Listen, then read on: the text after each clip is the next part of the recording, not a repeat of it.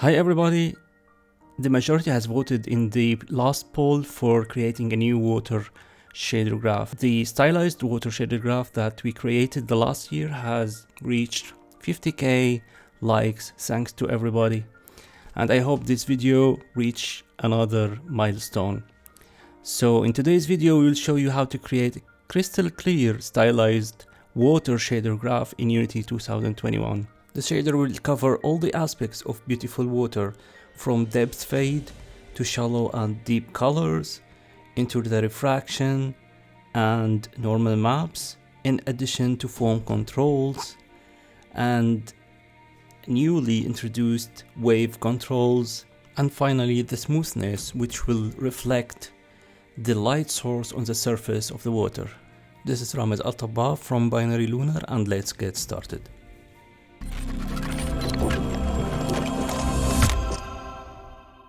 I decided to go with a premium asset because I wanted to show off the water shader, so I ended up choosing the Tropical Environment Pack, which is a premium asset. Currently on Unity as Store, there is the Lunar New Year, and there are a couple of bundles that will allow you to save up to 95%. Before we start, make sure that the depth texture and the opaque has been checked on your render pipeline to get the transparency of the water. Also make sure that the surface of your shader has been set to transparent. Let's open our shader graph and I'll explain everything clearly. I already arranged everything in clear way so it can be understandable, and I will go step by step how I created this shader. Before we start with the main shader, I created two sub shaders to help facilitating creating this shader and to avoid getting a lot of links that makes the shader looks complicated. So the core shader or sub shader is the depth fade, so you can open it by double clicking. So the purpose of the depth fade subshader graph is to calculate the water depth, or to control how deep is our water. And to do so, we gain access to the screen position of each vertice from the raw mode. And to know the coordinates of the vertice, we access the alpha channel of it. So we get a split node to access that. Then we subtract it from the scene depth, from the eye perspective. That means how far the scene behind our vertice of the game object. The more far, the more deep. So after subtracting, we divide this depth by a distance, and we create a property which is a float to control that. This will control how deep is our water. So we have as an input the distance. We saturate that to avoid getting values below 0 or above 1. You can replace, if you want, the saturate by clamp node. Then we have input. So we have one. So I'll tell you briefly how I structured this shader. First, the watercolor, which contains the depth fade, but colored with two colors. Then we have the refraction, which create the water distortion. It distorts anything beneath the water. Then we created the foam. So this is the foam section. I organized everything in groups. And also we have the normals, which controls the surface normals. And finally up here, we have the wave controls. So we have in total 5 sections: the watercolor, the normals, the foam controls, the refraction, and the wave controls. Let's go step by step, and I will show you in the scene how each one affect the plane we have in the scene. So let's start by the depth fade. We created the depth fade subshader graph. So I will link this to the color, the base color on the master node to show you what it does in the scene. I save, but I will remove now the waves, and I will remove the normals. So as you can see, the goal of the depth fade is to calculate how deep is each point behind the surface of the water. The more near to the surface is colored with black, the more far we reach to white. So this is the visual results of the depth fade node.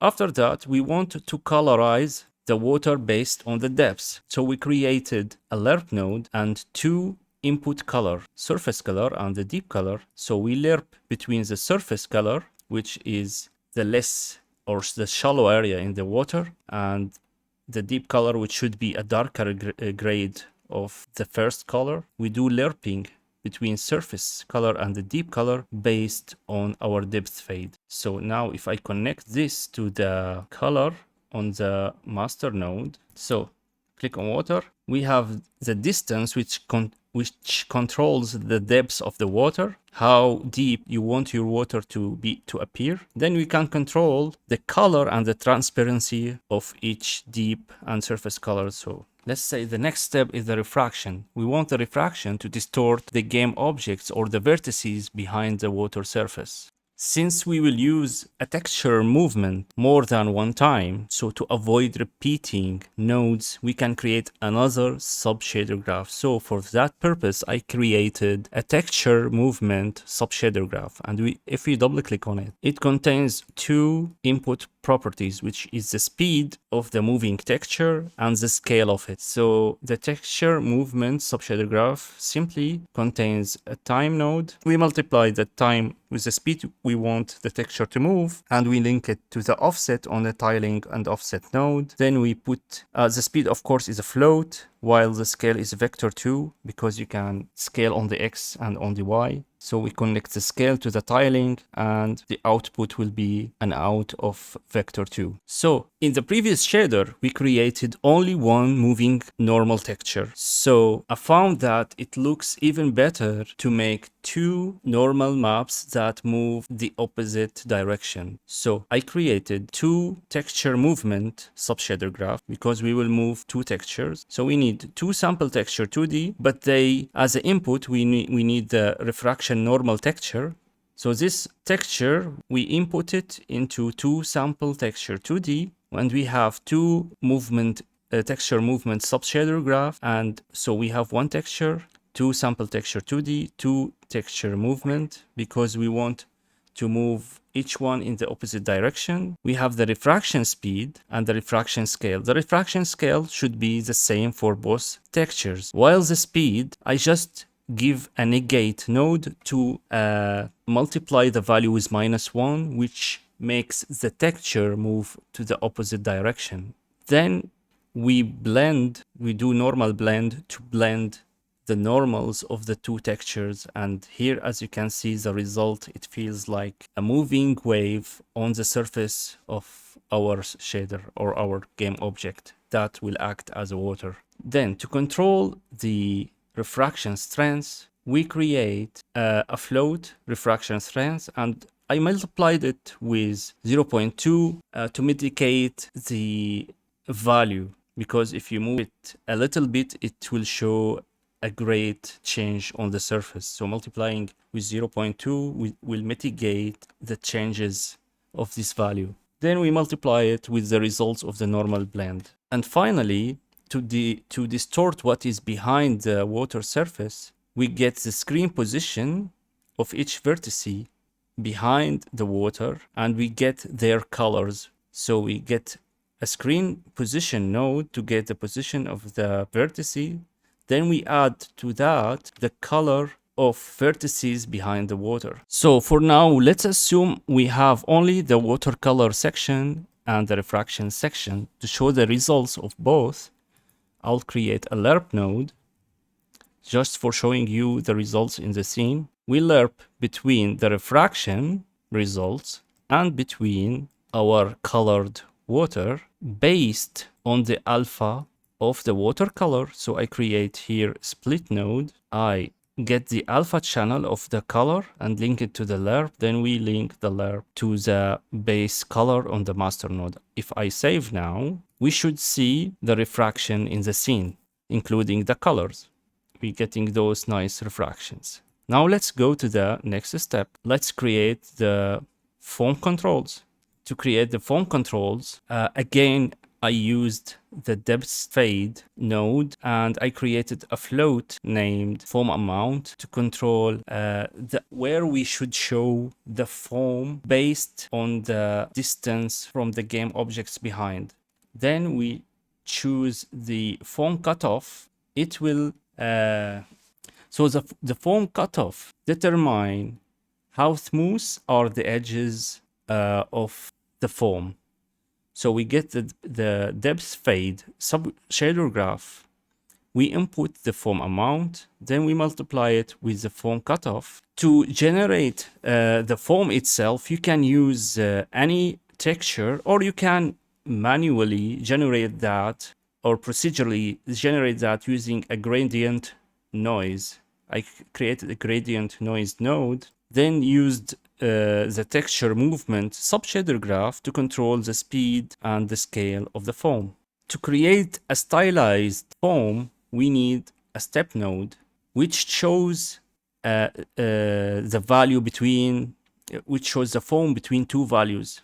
Here, if you can see in the gradient noise, we have black, gray, and white. In stylized art, there are two grades, either white or black, and that's the function of the step node.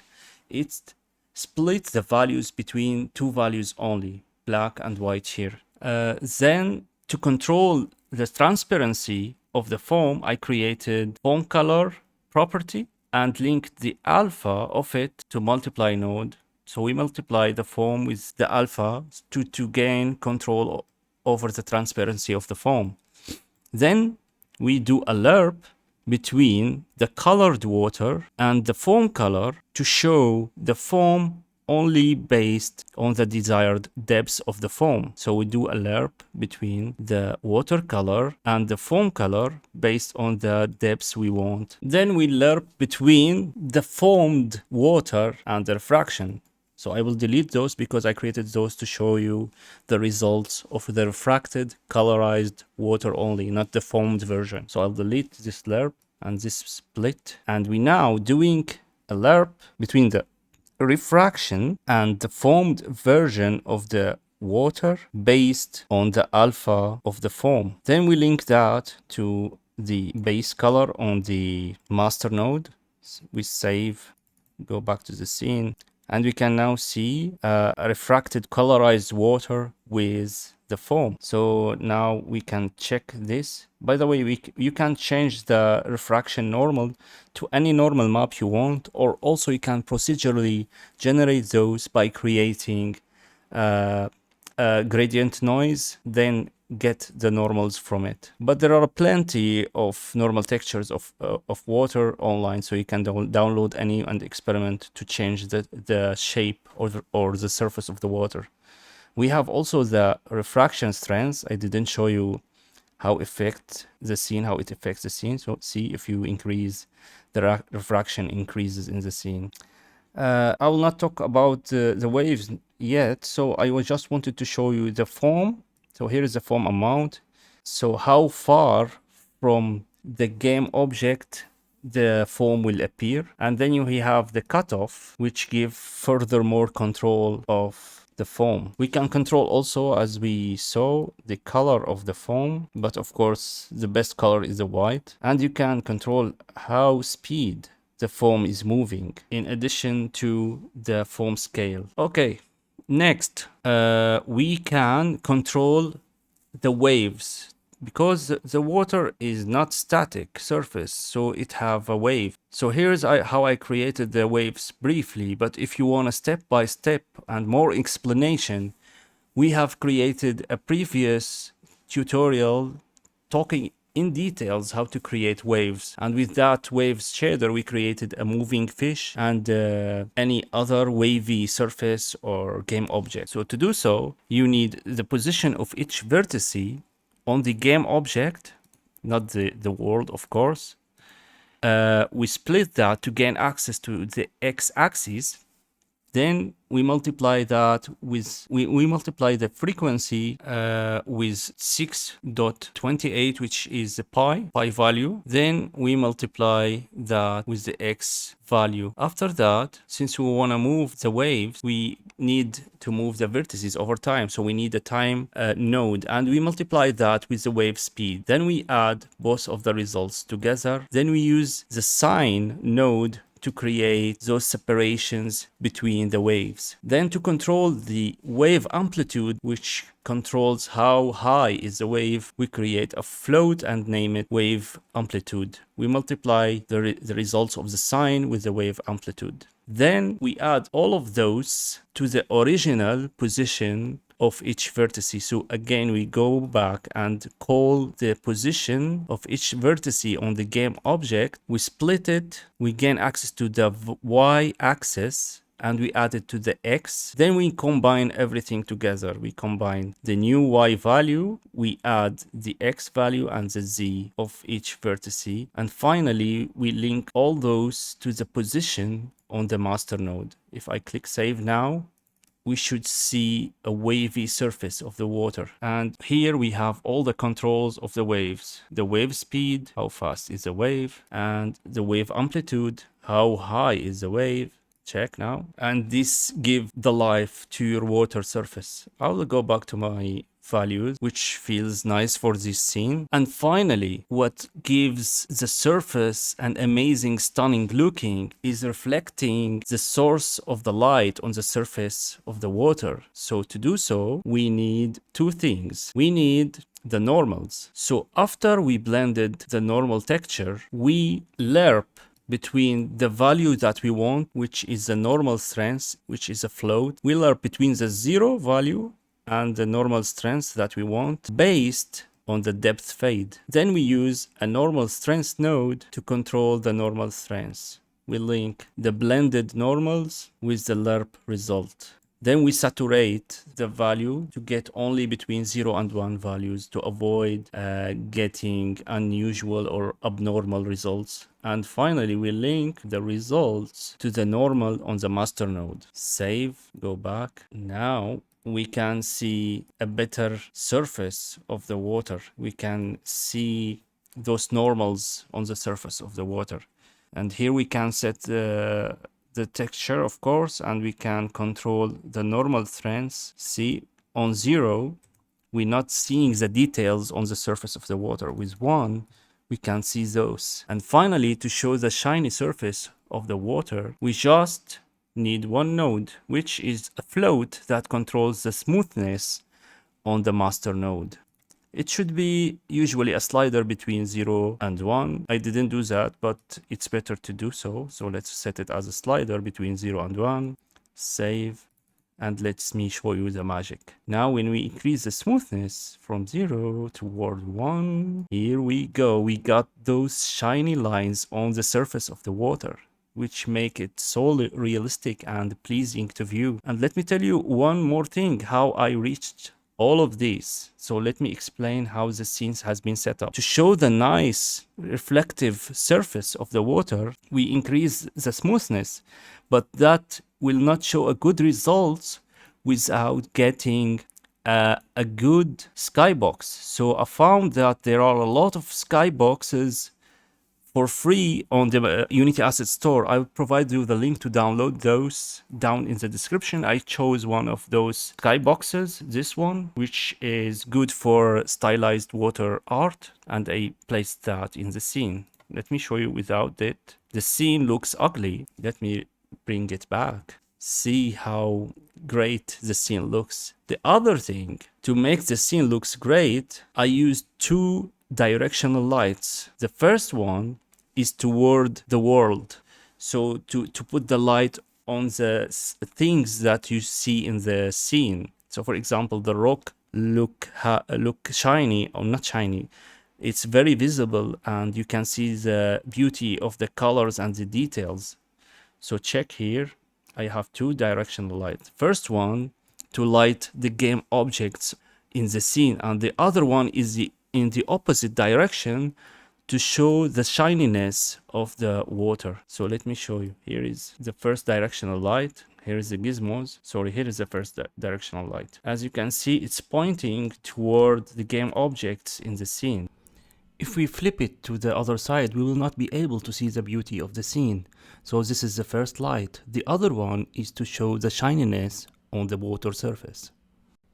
So with that, you can control where is the shiny part of the water. So I think that's all how to create an amazing scene and an amazing water shader in Unity 2021.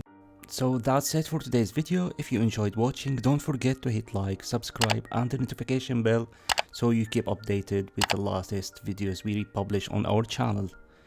And we of course deeply thankful to our supporters on Patreon who generously keep supporting us and encouraging us to keep publishing high quality tutorials for Unity. Till next video, see you soon.